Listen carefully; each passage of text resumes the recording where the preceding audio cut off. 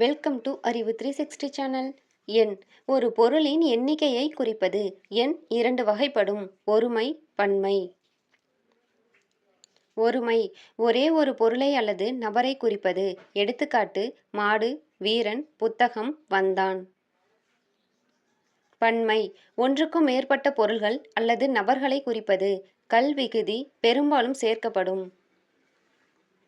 எடுத்துக்காட்டு: மாடுகள், வீரர்கள், புத்தகங்கள், வந்தார்கள். இடம் இடம் மூன்று வகைப்படும்: தன்மை, முன்னிலை, படர்க்கை. தன்மை தன்னைத்தானே குறிப்பது. நான், யான் தன்மை ஒருமை. நாம், யாம் தன்மை பன்மை.